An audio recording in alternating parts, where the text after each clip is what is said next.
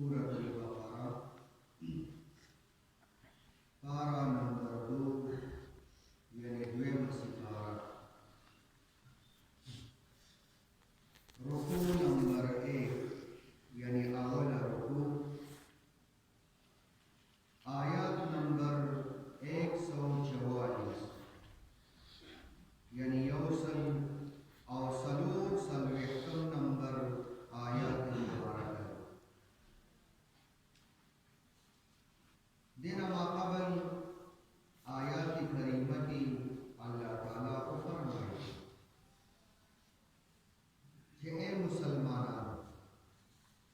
दवशान मुंगतासु यो वरा टोली ओगरदो दीन द पैगंबर अलैहिस्सलातु वस्सलाम टोल उम्मत मुराद मुंगम की न मुराद ज़मून मख्की चकन कम खलक बिरशिमी और ज़मून चुरुस्त कम खलक राज़ी और मोमिनान वो दवशान ए मुसलमानान मुंगतासु यो वरा उम्मत ओगरदो चितासुबा नूर खल्क बांदे गवाहान शे और अल्लाह ताला रसूल सल्लल्लाहु अलैहि वसल्लम पतासु बांदे गवाह और मुंगा हवा क़िबला किताब वर्ता ए नबी अलैहिस्सलातु वस्सलाम का मक्का की मुस्को बदी गरज बांदे दिया मुकर्रर करा कि मालूम हो कि सोक द पैगंबर अलैहिस्सलातु वस्सलाम पैरवी करी और सोक का अड़ावल पुंद बांदे वापस करी और यकीनन दा खबर देर ग्रानवा यानी द पैगंबर ताबेदारी दा देर ग्रानवा मगर हवा हल को दा फारहिस ग्राना नदा चाहता छी अल्लाह ताला हिदायत करी और समलारी वता उदरी और दा खबर याद साथे कि अल्लाह ताला दा से नदी चिस्तासु ईमान और अमलुना निदा बजायत बेशक अल्लाह ताला बखल को बांधे ढेर मेहरबान और रहम करो के साथ नवे दर्स की अल्लाह ताला फरमाई कि ए पैगंबर अलैहिस्सलातु वस्सलाम मुंगा इनु कि तब बिया आसमान तरफ करोगे नमुंगा बता जरूर हर एक क़िबले का उगरजो कि कम अस्ताफ वहादा यानी बैतुल्लाह शरीफ खाना काबा बस एकदम को कमरा में फवल्लि वजहक शत्रल मस्जिदिल हराम नुखबल वक्त द मस्जिद हराम यानी काबे तरफ का और द काबे बलूर बांधने को बर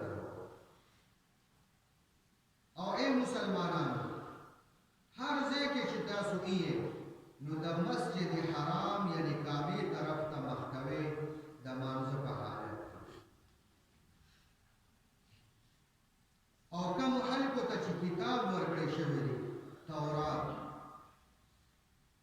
हावी ढेर खपुई की पदे खबर बांधी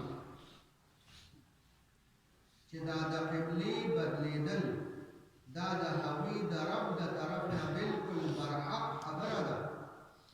लेकिन चदाए बतौरात की निकली कि आखिरी पैगंबर बा खाना काबे दबिया वक्त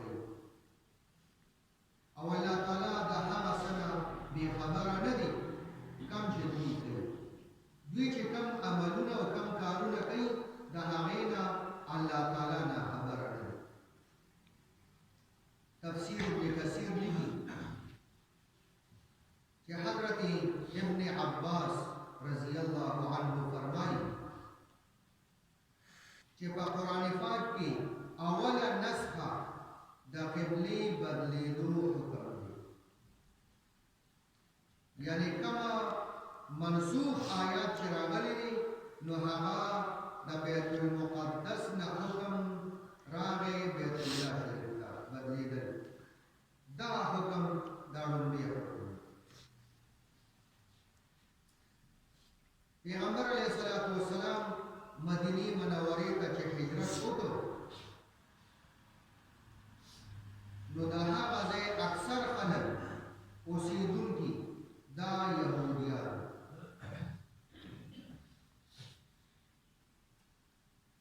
الله تعالی هو پیغمبر علیه الصلاۃ والسلام ته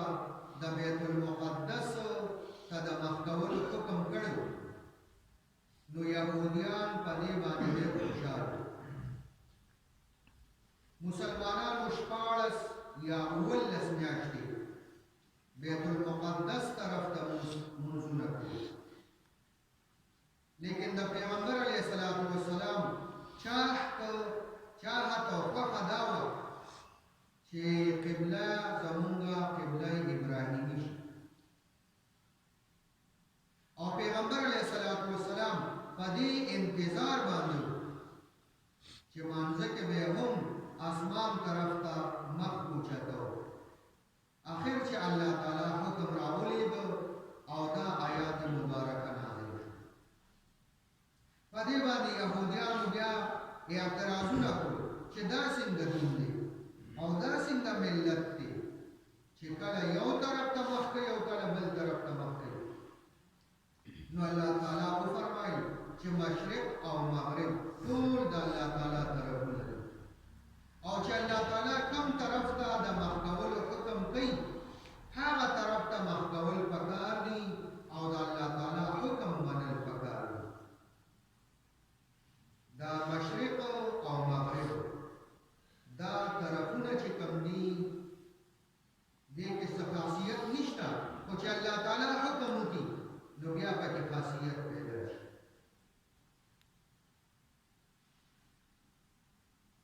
قد نرى تقلب وجهك في السماء بشك قد نرى بشك مونږ نرى مونږ تقلب ګرځېدل وجهك د مخستا في السماء د اسمان طرف قد نرى تقلب وجهك في السماء بشك مونږ بار بار اینو دا ګرځېدل د مخستا د اسمان طرف فلنولینک قبلة ترضاها پس ضرور به مونږ وګرځو تا هغه قبلې طرف ته ترضاها کومه چې ستا خوښه ده فول وجهک